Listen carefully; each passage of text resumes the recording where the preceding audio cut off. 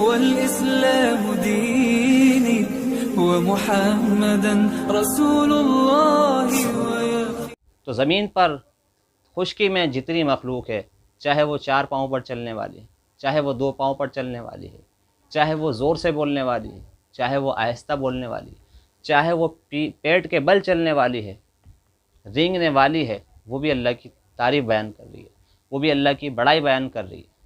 اس میں بھی ہمیں یہی نظر آئے گا۔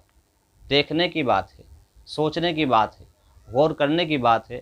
اگر ہم اخلاص کے ساتھ ٹھنڈے دماغ سے اللہ کی ذات پر بھروسہ کر کے اگر ہم ان چیزوں میں غور کریں گے تو اللہ کی بڑائی اور تعریف کے علاوہ ہمیں کوئی چیز ان میں نظر نہیں آئے گی۔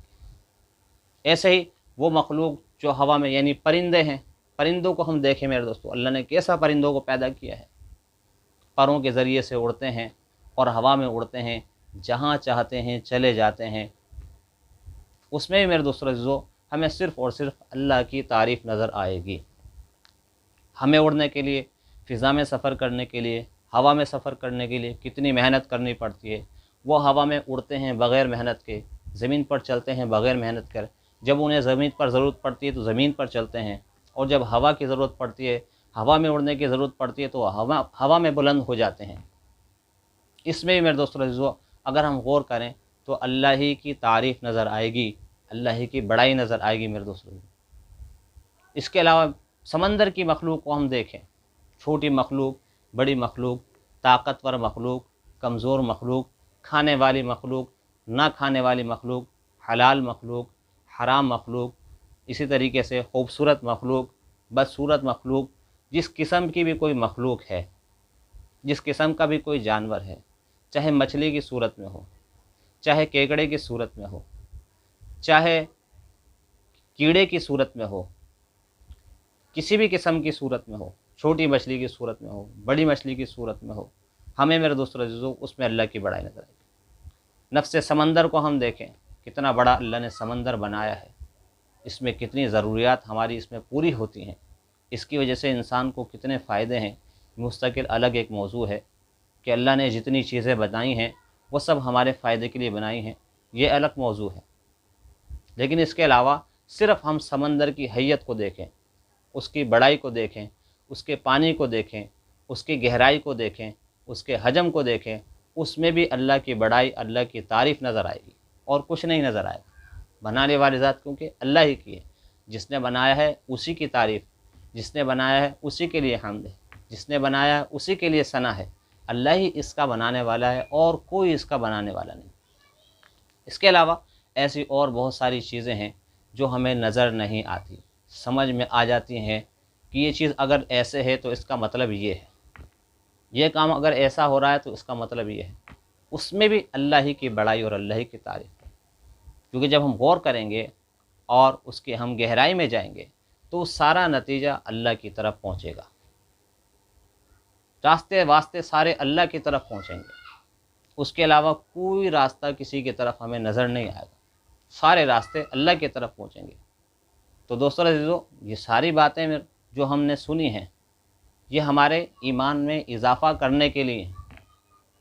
اللہ پر اتنا مضبوط ایمان ہو جائے جتنا کہ ہمیں ضرورت ہے، جتنا ہمارے لیے ضروری ہے، اس کے لیے کہ اللہ کی بنائی ہوئی چیزوں میں غور کریں، اللہ کی بڑائی میں غور کریں، اللہ کی صفات میں غور کریں، اللہ کی تعریف میں غور کریں، اللہ کی تعریف کو بیان کریں، اللہ کی بڑائی کو بیان کریں، اللہ کی ثنا کو بیان کریں۔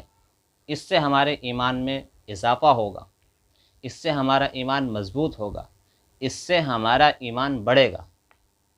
جب ہم اللہ کی تعریف بیان کریں گے، جب ہم اللہ کی بڑائی بیان کریں گے۔ اور دوسری صورت دوستو یہ ہے، ایک تو اللہ نے یہ چیزیں ایسی بنائی ہیں جو کہ ضابطے کے تحت ہیں۔ سورج ضابطے کے تحت بنا ہوا ہے کہ جب سورج نکلتا ہے تو روشنی ہو جاتی ہے اور دن آ جاتا ہے، سورج غروب ہو جاتا ہے، اندھیرا آ جاتا ہے، اس کے ساتھ ساتھ رات بھی آ جاتی ہے۔ یہ ضابطہ ہے اور قیامت تک یہی سلسلہ چلتا رہے گا۔ زمین کو ایک ضابطے کے تحت بنا دیا، آسمان کو ایک ضابطے کے تحت بنا دیا۔ اسی طریقے سے ہم بھی اپنی زندگی، روزمرہ کی زندگی میں مشاہدے کر رہے ہیں کہ تھکاوٹ ہوتی ہے، ہم سو جاتے ہیں تو ہماری تھکاوٹ دور ہو جاتی ہے۔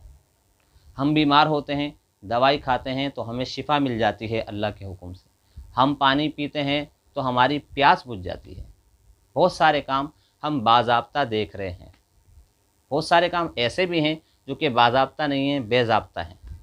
کیا مطلب بے ضابطہ ہیں؟ جیسے مثال کے طور پر اگر ہم تھوڑے سے پانی کو تھوڑے میں ملا دیں تو وہ اس کے اندر مکس ہو جاتا ہے، میٹھے کو کھارے میں ملا دیں یا کھارے کو میٹھے میں ملا دیں تو جب وہ اس کے اندر مکس ہو جائے گا تو اس کے ذائقے میں تبدیلی آ جائے گی خود بخود، میٹھے کا ذائقہ کڑوے کی طرف چلا جائے گا اور کڑوے کا ذائقہ میٹھے کی طرف آ جائے گا۔ چاہے تھوڑے پانی میں ایسا کریں چاہے زیادہ پانی میں ایسا کریں، پانی کے اندر ہم لال رنگ کا شربت ملا دیں گے تو وہ پانی لال ہو جائے گا، ہرے رنگ کا شربت ملائیں گے تو وہ پانی ہرا ہو جائے گا، اسی طریقے سے گلابی کلر کا شربت ملا دیں گے تو وہ گلابی ہو جائے گا، پیلے کلر کا شربت ملائیں گے تو وہ پیلا ہو جائے گا۔ یعنی مطلب یہ ہے کہ جو چیز بھی ہم پانی کے اندر ملائیں گے وہ چیز جب غالب آ جائے گی تو پانی اسی کی صورت اختیار کر لے گا، اسی کے ذائقے میں تبدیل ہو جائے گا، اسی کے کلر میں تبدیل ہو جائے گا، چاہے وہ چیز تھوڑی ہو یا زیادہ ہو، ملاوٹ تھوڑی ہو یا زیادہ ہو، بہرحال کچھ نہ کچھ تھوڑی ملاوٹ کا تھوڑا اثر آئے گا اور زیادہ ملاوٹ کا زیادہ اثر آئے گا۔ لیکن اس کے باوجود دوستو عزیزو ایک اور بات کہ میٹھا پانی بھی انسان کی ضرورت ہے اور کھارا پانی بھی انسان کی ضرورت ہے، کھارے پانی کی ضرورت کم پڑتی ہے اور میٹھے پانی کی ضرورت زیادہ پڑتی ہے۔ اب آپ سوچیں گے کہ کھارا پانی ہمارے کس کام کا ہے؟ ایک تو یہ کہ جب ہمارے پاس میٹھا پانی نہیں ہوگا تو ہم کھارا پانی استعمال کریں گے، پینے کے لیے اگرچہ نہیں، اور ضروریات کے لیے ہم کھارا پانی استعمال کریں گے۔ اور اس کے علاوہ یہ ہے کہ جو سمندر ہے کتنا بڑا، اس کا پورا پانی کھارا ہے، کڑوا ہے، اس سمندر کی وجہ سے ہماری جو ضرورتیں پوری ہو رہی ہیں، ہماری باقاعدہ زندگی کا تعلق اس سمندر کے پانی کی وجہ سے ہے کہ کتنا سارا کچرا اس کے اندر جاتا ہے، کتنی ساری غلاظتیں اس کے اندر جاتی ہیں، کتنی ساری گندی چیزیں اس کے اندر جاتی ہیں، اس کے کڑوے ہونے کی وجہ سے وہ ساری چیزیں اس کے اندر جا کر بھسم ہو جاتی ہیں۔ اور اس کے علاوہ جو اس کے اندر مخلوق ہے، کیونکہ تری زیادہ ہے اور خشکی بہت تھوڑی ہے، تو تری زیادہ ہے تو اس کی مخلوق بھی بہت زیادہ ہے۔ اگر یہ سمندر کا پانی کڑوا نہ ہوتا، میٹھا ہوتا، پانی بھی سڑ جاتا، اندر کی مخلوق بھی سڑ جاتی، اس کی بدبو سے اس تھوڑے سے حصے پر، اس تھوڑی سی خشکی پر، اس تھوڑی سی زمین پر جو مخلوق ہے یقیناً وہ سب ہلاک ہو جاتے ہیں۔ اس کے کھارا ہونے میں اس میں یہ راز چھپا ہوا ہے۔ اب آپ خود اندازہ کر لیں کہ کھارا پانی ہماری ضرورت ہے یا نہیں۔ اگر یہ کھارا نہ ہوتا جو اس سے ہونے والے نقصانات جو بھی آپ نے سنے ہیں وہ یقیناً پیدا ہو جاتے اور یقیناً ہم اس دنیا سے، اس دار فانی سے رخصت ہو جاتے۔ اس کھارے پانی کی برکت سے ہماری زندگی میں یہ ترتیب ہے، یہ تواتر ہے، یہ تسلسل ہے کہ ہم اپنی زندگی کو تسلسل کے ساتھ گزار رہے ہیں، تو اس میں کھارے پانی کا بہت بڑا دخل ہے۔ لیکن دوستو عزیزو، اللہ نے ایک عجیب اپنی قدرت دکھائی ہے کہ سمندر کے اندر میٹھا پانی جا کر جب گرتا ہے دریاؤں کی صورت میں، دریا زمین پر بہہ رہے ہیں اور زمین پر بہنے کے بعد وہ جا کر سمندر میں گرتے ہیں اور دریاؤں کا پانی میٹھا ہوتا ہے۔ اس کا اللہ نے قرآن میں بھی ذکر کیا، کھارے پانی اور میٹھے پانی کا جمع ہونا۔ سورۃ الفرقان کی آیت نمبر 53 ہے، مرج البحرین ھذا عذب فرات وھذا ملح اجاج۔ اللہ نے دو دریاؤں کو چلایا، یہ پانی میٹھا ہے، یہ دریا میٹھا ہے اور یہ دریا کھارا ہے۔ اسی طریقے سے 27ویں پارے میں سورہ رحمان میں بھی اس کا ذکر ہے، مرج البحرین یلتقیان۔ اللہ نے دو دریا چلائے جو آپس میں ملتے ہیں، بینہما برزخ، دونوں کے درمیان پردہ ہے، لا یبغیان، دونوں ایک دوسرے کے اندر تجاوز نہیں کرتے ہیں، ایک دوسرے کے اندر داخل نہیں ہوتے ہیں۔ یہ تو الفاظوں میں ہے، قرآن میں ہے، اللہ نے فرمایا اور ہم نے مان لیا۔ اس کی عملی صورت جو دنیا میں میرے دوسرے جو لوگوں نے مختلف جگہوں پر دیکھی ہے، ہندوستان کے علاقے میں دیکھی، بنگلہ دیش کے علاقے میں دیکھی، اس کے علاوہ اور بھی ممالک میں دیکھی۔ بنگلہ دیش کا علاقہ، وہاں کا ایک علاقہ ہے ارکان سے لے کر چاٹکام تک دو دریا چلتے ہیں اور دونوں ساتھ ساتھ چلتے ہیں۔ ایک دریا کا پانی سفید ہے، ایک دریا کا پانی کالا ہے۔ جس دریا کا پانی کالا ہے اس کے اندر موجیں اٹھتی ہیں، جس طریقے سے سمندر میں موجیں اٹھتی ہیں اسی طریقے سے اس میں موجیں اٹھتی ہیں۔ اور جس دریا کا پانی سفید ہے وہ بالکل ساکن ہو کر چلتا ہے، اس کے اندر کشتیاں چلتی ہیں۔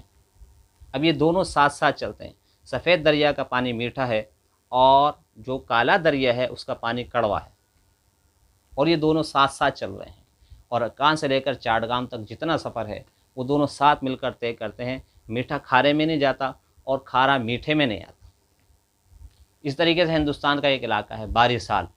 بارسال کے ایک علاقے میں ایک نہر ہے، بارسال کے علاقے میں ایک دریا ہے، دریا سے دو نہریں نکلتی ہیں۔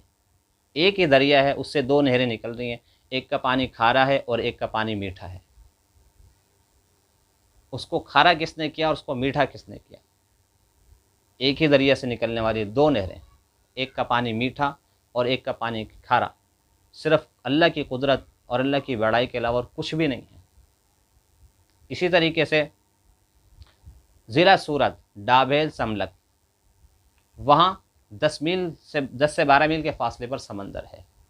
تو جب سمندر چڑھتا ہے تو ڈابھیل سملک کا جو علاقہ ہے اس میں جو نہریں، وہ پانی وہاں تک پہنچتا ہے، اور جب تک سمندر کے اندر موجیں ہوتی ہیں وہ پانی ان دریاؤں میں رہتا ہے، ان نہروں میں رہتا ہے، تو وہ سمندر کا پانی اوپر الگ رہتا ہے اور نیچے میٹھا پانی الگ نظر آتا ہے۔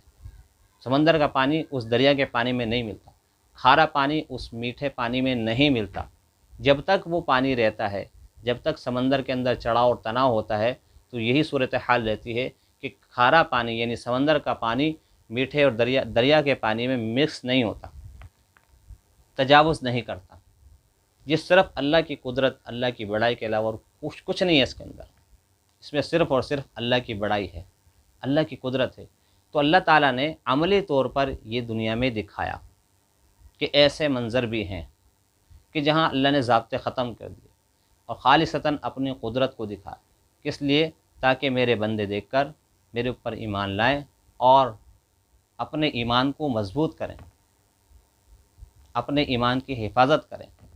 حالانکہ اللہ اس کا محتاج نہیں، یہ بندے پر اللہ نے رحم کیا ہے کہ اللہ رب العزت نے اس کو ایمان مضبوط کرنے کے لیے ایسے مناظر دکھائے، اللہ نے اپنی قدرت دکھائے جن کو دیکھ کر سخت سے سخت دل بھی موم ہو کر اللہ کے اوپر ایمان لے آئے گا۔ وآخر دعوانا الحمدللہ رب العالمین۔